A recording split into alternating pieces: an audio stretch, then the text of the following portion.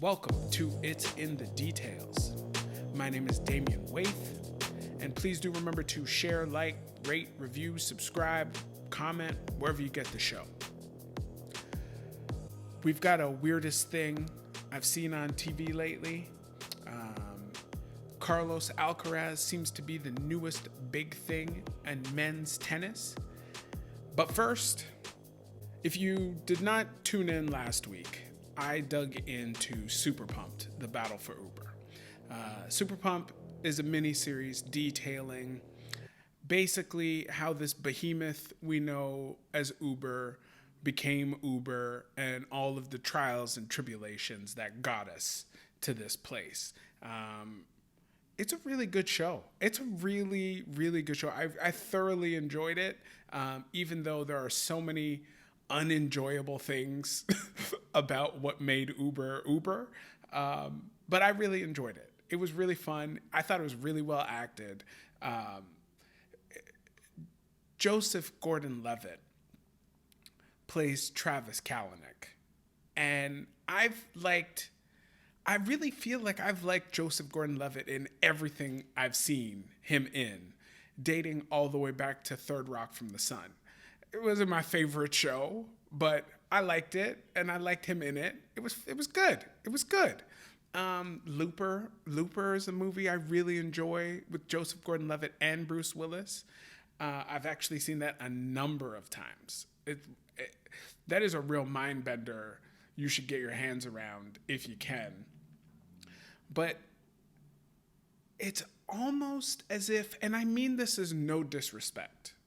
This is no disrespect to Joseph Gordon-Levitt. It's almost as if he was born to play this role. And listen, again, no disrespect to the man. And he took the role. This isn't me, this is him. He took the role. But he's so good as this really not good dude, Travis Kalanick. And I want to say some things first. And I said this about Winning Time, too. A lot of people had issues with Winning Time, the Magic Johnson Showtime Lakers show. And they were worried that these people are still alive and the depictions that are being portrayed on screen and in the script do not match who these people actually are. And that's fair, right? And the same goes for this. I don't actually know Travis Kalanick. I did not know his name before I started watching this show. I don't know how bad a person he actually is. But in this show, he's not a nice guy. He's not a nice person. And I'm not saying he needs to be. I'm just saying he's not a nice person.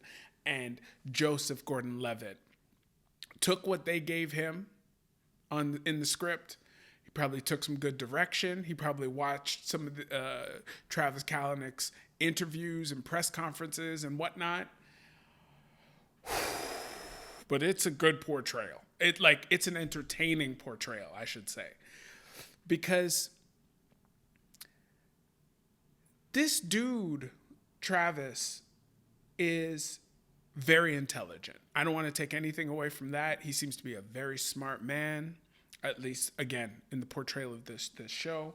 A very good businessman, a very intelligent man, a very intuitive man, a man who is not risk averse.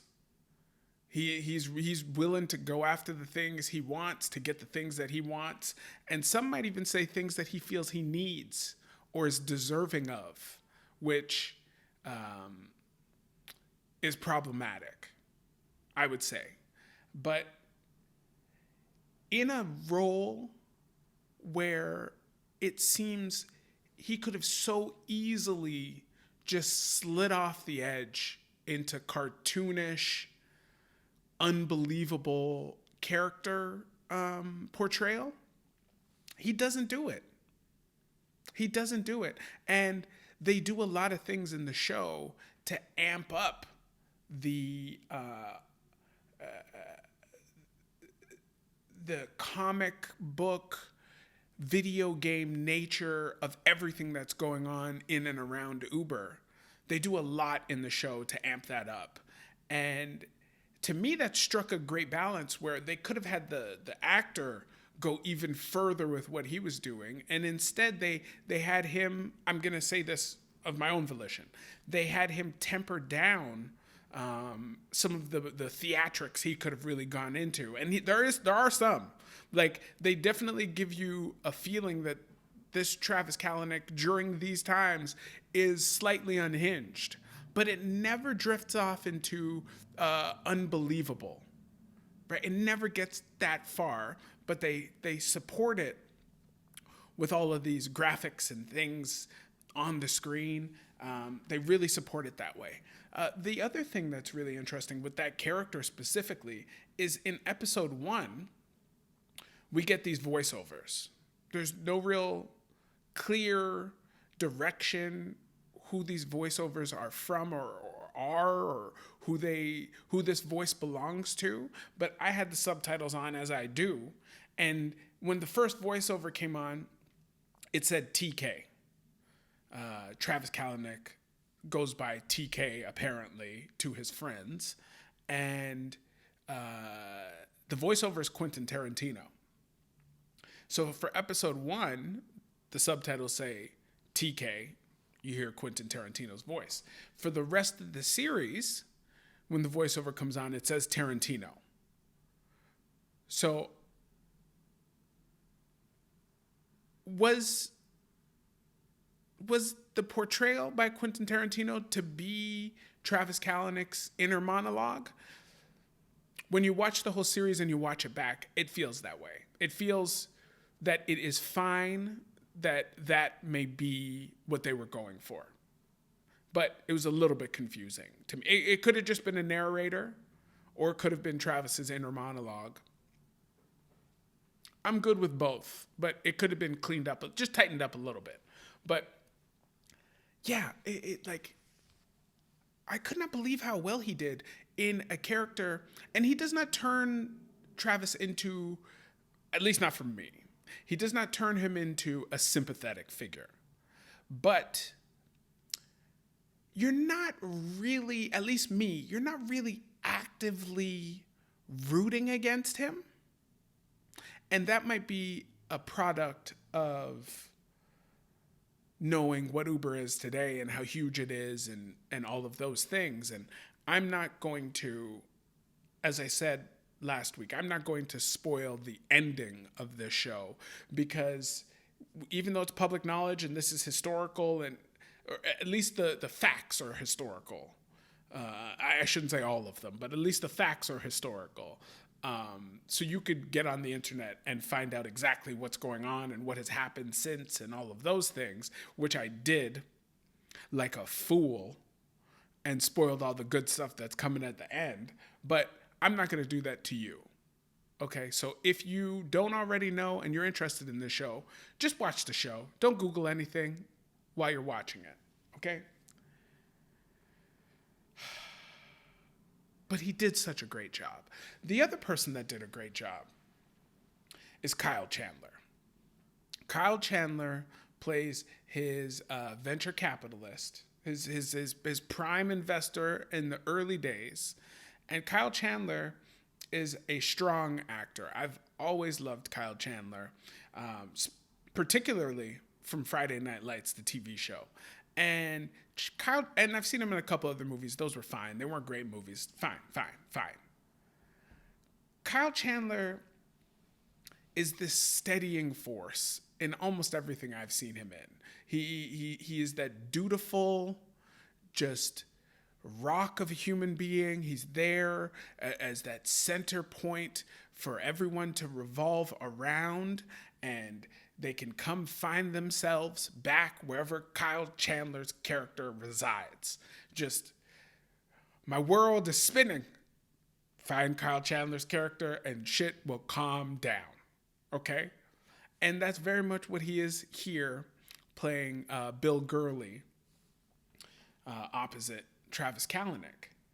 And one of the things that really strikes me about Kyle Chandler's portrayal, and I don't know, I mean, he's a successful actor. I don't think he's not Tom Cruise successful. He's not pulling down $20 million or whatever the going rate is now every time he shows up. But he's a good actor. He's a successful actor. He's been in a lot of stuff. Portraying Bill Gurley, a very, very, very apparently well-seasoned, high reputation figure in investments in America and probably around the world. He really captures that vibe you would imagine a supremely rich person has.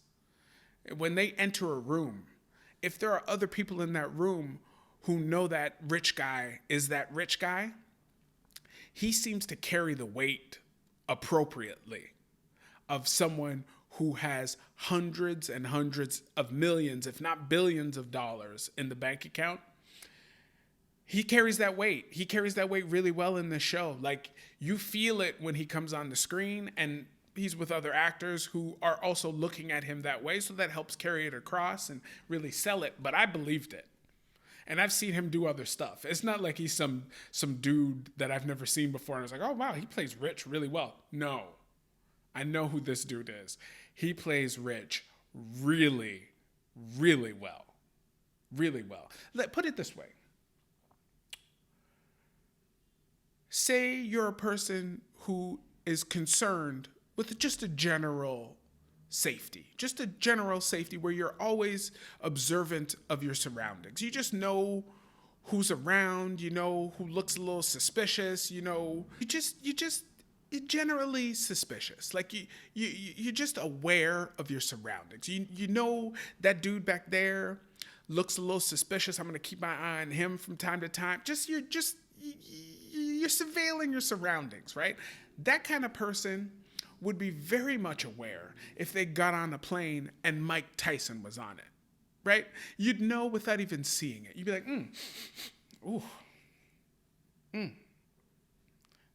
It smells like danger in here. You know what I mean?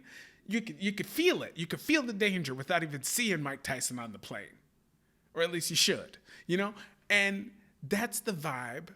I got that Mike Tyson danger vibe coming off the rich Bill Gurley vibe coming off of Kyle Chandler. I felt it. It was strong.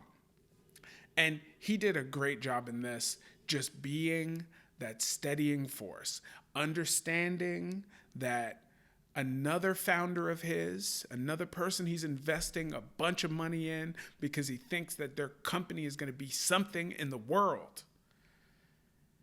He understands that these people, and they mentioned it in the show, these people border on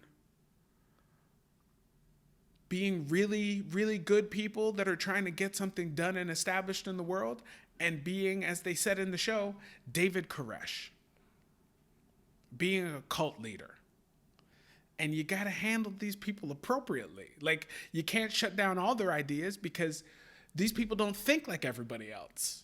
They just don't. Like, I will never have my mind fully wrapped around a person who is trying to create a sector of industry and business that did not exist before they had these ideas. I don't think I'll ever be able to understand that. But he does. And he handles Travis the best he can.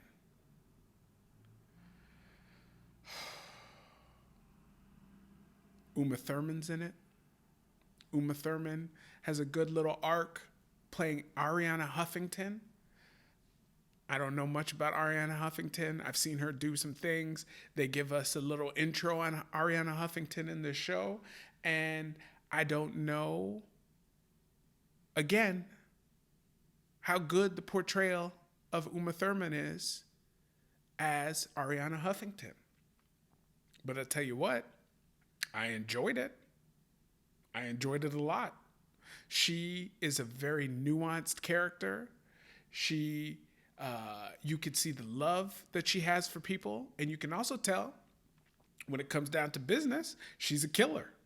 And it seems all of the people in business at these levels are killers. They do what they need to do ruthlessly and without apology. I'm not here to say whether or not that's good or bad. I've already said I'm not qualified to really be putting judgments on what these people need to do to get these jobs done. But it is a bit of a morality play, this show. It is a bit of it because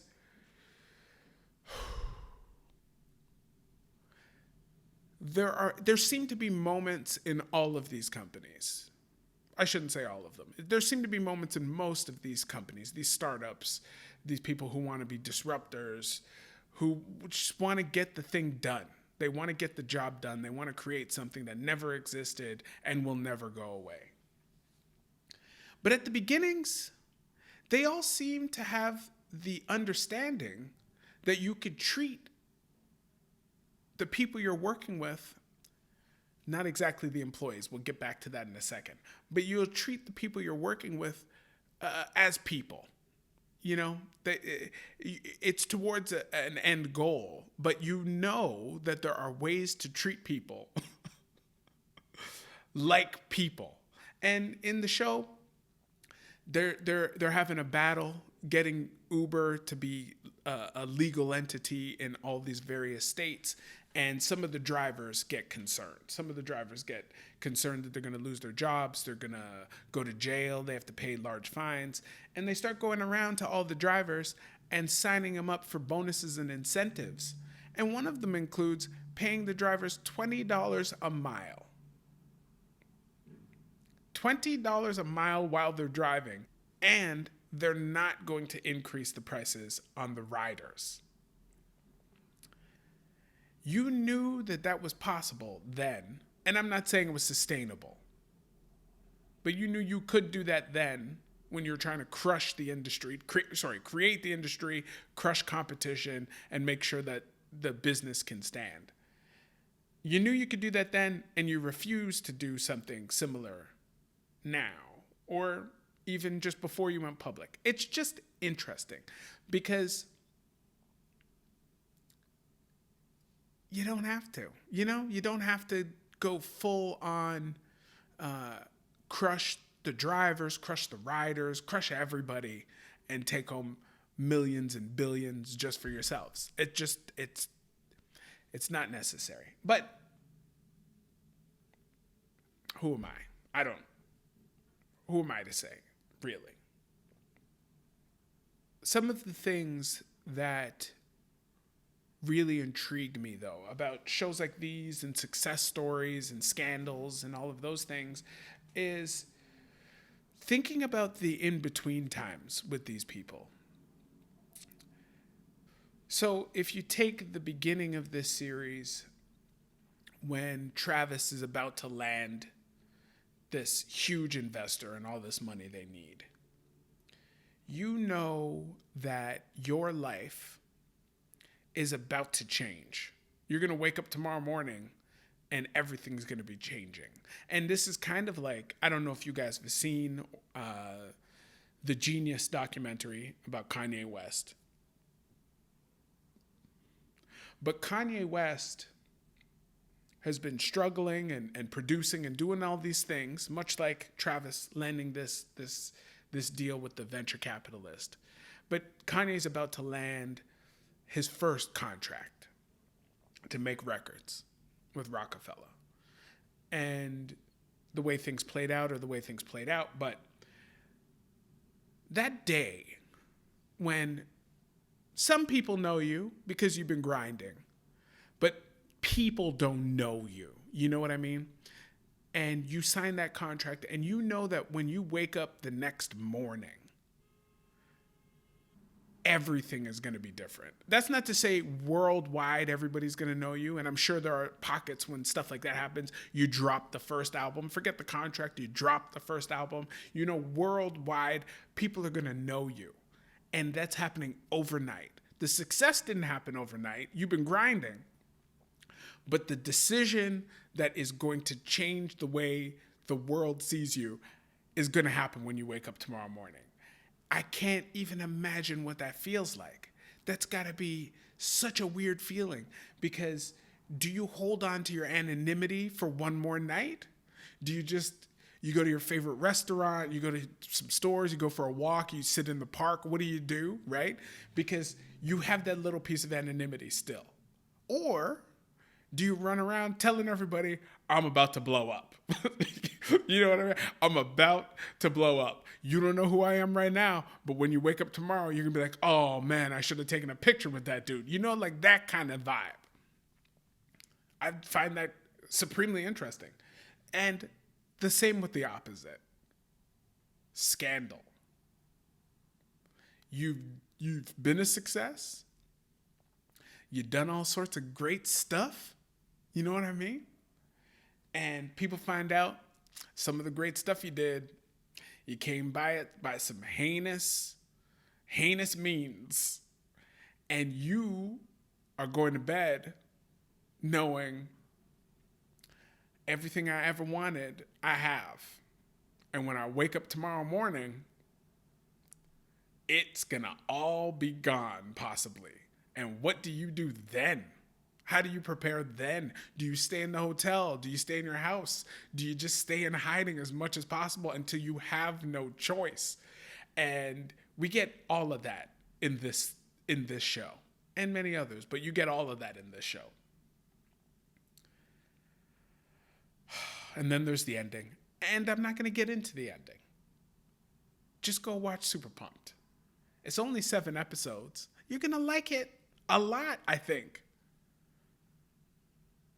Get pumped about it.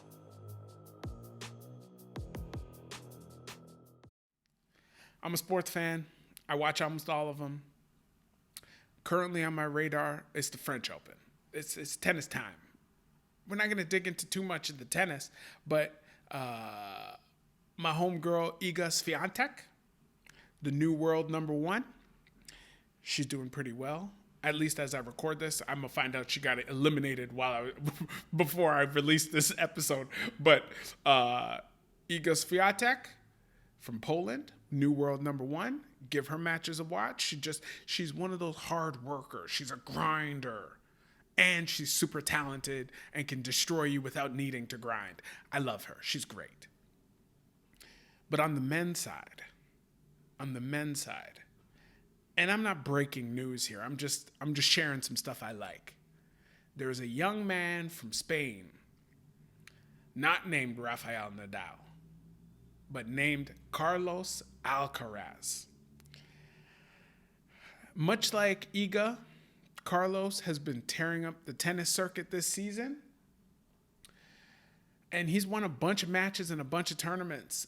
And the thing I love about him is, again, another grinder. He will put that nose to the ground and get the work done until it's done. And then he'll show up to matches and find out if you're in shape.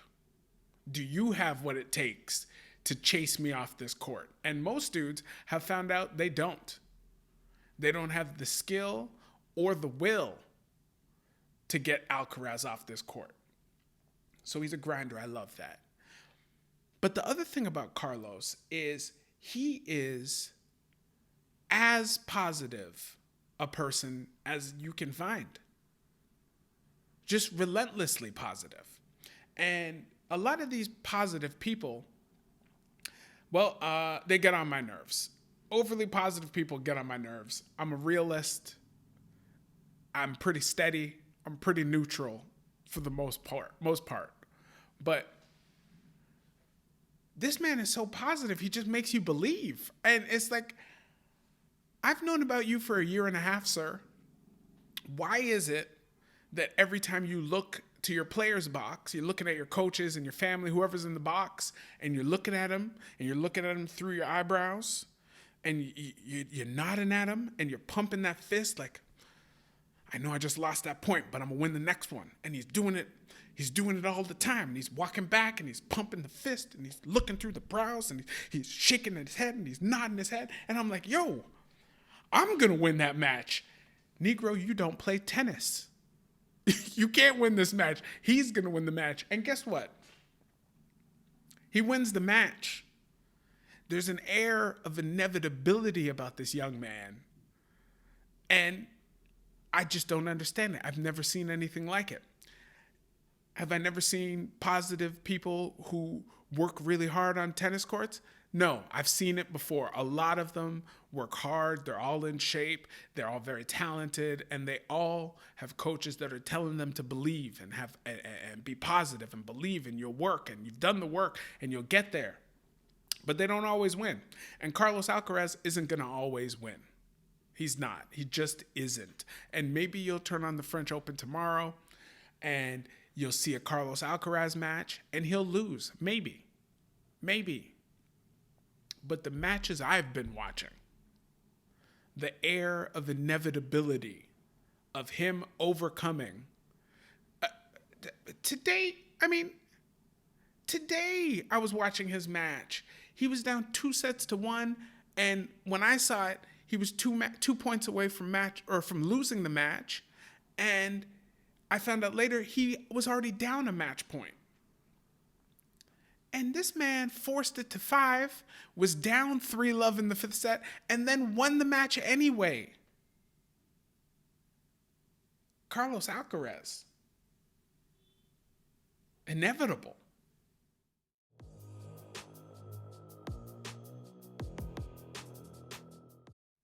I have a last piece for you. Weirdest thing I've seen on TV lately. Coming from one of my favorite athletes, Kyle Lowry.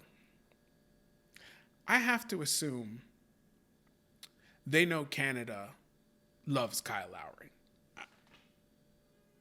Kyle Lowry as a basketball player is everything I would be as a basketball player if I was 3 inches taller and had any real skill for basketball other than just being able to shoot a little bit. Okay? So this is part of the reason why I love Kyle Lowry. He also brought us a championship. He also brought this city a championship. Kyle Lowry. But some people have put together some money to put Kyle Lowry in some commercials. And they're not paying me. So I'm not going to talk about what company that was. I don't even really know what they're selling. And I think they don't care that people don't know what they're selling. I think they're good. They're hoping people get excited about the commercial and go check out the company afterwards. Not me. Okay?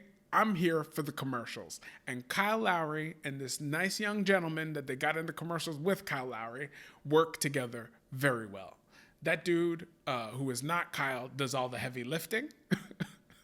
He's a very funny dude. I should have looked up his name, but he's not paying me either. There's 2 of them. These 2 commercials are pretty damn funny. There's one commercial where they're talking about failure and success. And they're talking about Kyle Lowry and how he's missed over 6,000 shots in his career.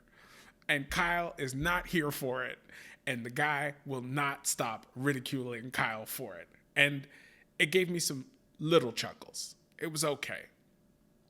But when you combine that with the second commercial they released, talking about Kyle Lowry's penchant for taking charges on the basketball court, and they brought in a sumo wrestler to come handle his business in an office for this commercial, I overjoyed. It's just a funny commercial. There's a great tagline at the end of it for extra chuckles when no one's on the screen. It is great. And I thank both Kyle Lowry and this unnamed company for keeping him on our TV screens here in Toronto. All the best to him, and I hope the Miami Heat win a championship. And thank you again for joining me on It's in the Details. As always, please do remember to share, like, subscribe, rate, review, comment, wherever you get the show. We'll see y'all in a week. Take care. Peace.